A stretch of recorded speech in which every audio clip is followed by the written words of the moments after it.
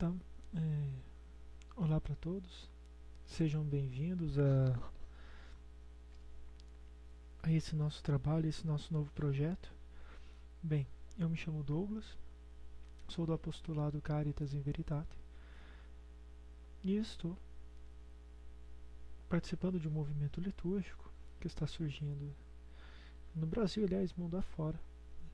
Está começando a se organizar e é um movimento que busca estudar os documentos litúrgicos, os documentos da Igreja relativos à Sagrada Liturgia e passar para as pessoas a fim de que elas possam compreender aquilo que nós estamos fazendo na Santa Missa. Certo?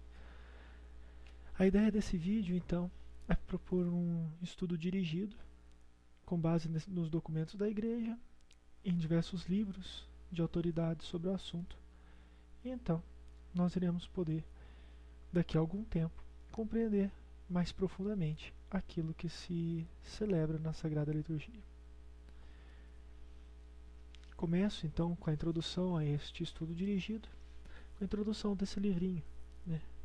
Liturgia, Mistério da Salvação, né? Mysterium Salutis, do Monsenhor Guido Marini, que é o cerimoniário da Santa Sé, cerimoniário do Papa. E é um livrinho bem pequenininho da editora Paulus, baratinho. Acho que compensa todos comprarem. Então vamos lá. Tenciono com esta reflexão discorrer sobre alguns temas que se referem ao espírito da liturgia. Minha proposta é grande, diria até grandíssima. Não só porque falar do espírito da liturgia exige empenho e é bem complexo, mas também porque sobre o tema autores de indubitável e alta expressão litúrgica e teológica apresentam obras importantíssimas. Penso apenas em dois exemplos, entre outros, Romano Guardini e Joseph Ratzinger. Por outro lado, é um fato que tratar hoje do espírito da liturgia é mais do que necessário, sobretudo entre os sacerdotes, também porque é urgente reafirmar o autêntico espírito da liturgia, tal como está presente na tradição ininterrupta da Igreja e testemunhado, em continuidade com o passado, no mais recente magistério, a partir do Concílio Vaticano II, até Bento XVI e até agora, Papa Francisco. Digo continuidade, termo benquisto ao então Romano Pontífice, que fez dele com autoridade o critério para a única interpretação correta da vida da Igreja, e em particular dos documentos conciliares, como também dos propósitos de reforma em todos os níveis neles contidos. E não poderia ser de outra maneira. Será que se pode imaginar uma igreja de ontem e outra de hoje, como se tivesse havido uma ruptura na história do corpo eclesial? Ou será possível afirmar que a esposa de Cristo no passado tenha transcorrido algum tempo histórico em que o Espírito não tenha dado assistência a ela, como se tal tempo devesse ser esquecido e cancelado? No entanto, às vezes alguns dão a impressão de aderir a uma que se pode definir verdadeira e própria ideologia, ou ainda a uma ideia preconcebida que se aplique à história da Igreja e que nada tenha a ver com a fé autêntica. Fruto dessa ideologia desviante, por exemplo, é a corrente distinção entre igreja pré-conciliar e pós-conciliar. Pode até ser legítima tal linguagem, na condição, porém, de não dar a entender com isso duas igrejas, uma pré-conciliar, que já não teria nada para dizer ou dar, porque irremediavelmente superada, e outra pós-conciliar, que seria uma realidade nova nascida do concílio e de algum presumido espírito seu, que se tenha rompido com o passado.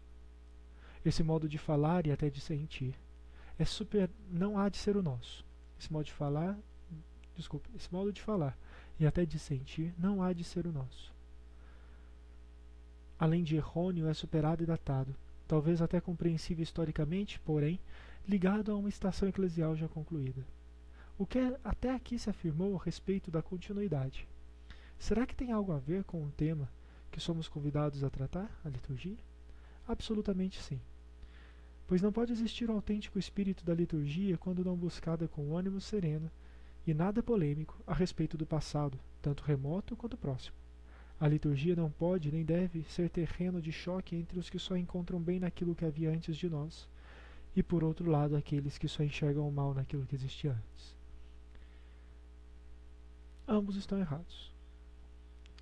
Somente a disposição de olhar o presente e o passado da liturgia da Igreja como patrimônio único que se desenvolve homogêneo é que pode levar-nos a obter com alegria e prazer espiritual o autêntico espírito da liturgia, um espírito que precisamos acolher da Igreja e que não é fruto de nossas invenções.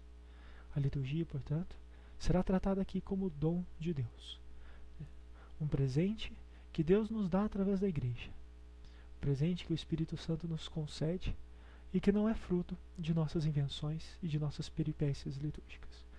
Não é fruto de nossos estudos e não é fruto, muito menos, da nossa criatividade.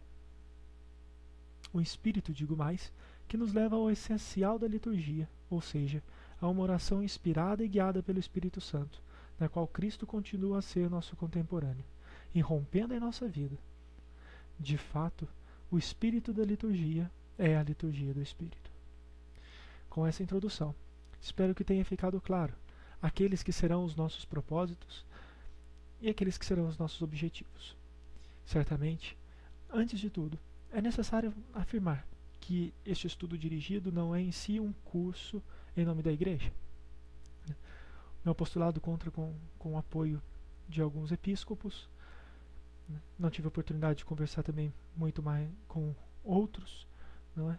Mas contamos com o apoio deles. Dentre eles Dom Keller, Dom Henrique e Dom Ricardo Pedro, que é meu arcebispo. Então estamos sob obediência da Igreja. E temos aqui essa proposta: apresentar diversos livros, diversos documentos, não apenas tratar sobre regras, né? Não vim aqui ler a introdução geral do Missal Romano para vocês, mas antes disso, mostrar para vocês que as regras são necessárias para que nós possamos viver o autêntico espírito da liturgia. Que nós não temos uma missa criada a nosso critério, que nós não celebramos algo que vem de dentro de nós, não vem do nosso coração, mas é nos dado por Deus, né? E aqui, nesse sentido, vamos combater os erros e os abusos litúrgicos a fim de poder oferecer, a fim de poder chegar mais perto, mais próximo deste que é o espírito da liturgia, deste que é o grande motivo de nós irmos à missa, que é Jesus Cristo. Obrigado, peço que Maria Santíssima ilumine este nosso trabalho e que São José continue nos guiando. Que nosso Senhor possa abençoar este nosso trabalho e que todos os erros sejam daqui afastados. Também deixo aberto o canal caso vocês queiram criticar, caso queiram colocar a sua opinião, assim também caso queiram contribuir conosco, colocar suas dúvidas, pedir uma aula a respeito disso ou daquilo, né? Que nós possamos estudar juntos e crescermos juntos em Jesus Cristo. Obviamente que deve haver respeito, e espero de vocês esse respeito e um pouco de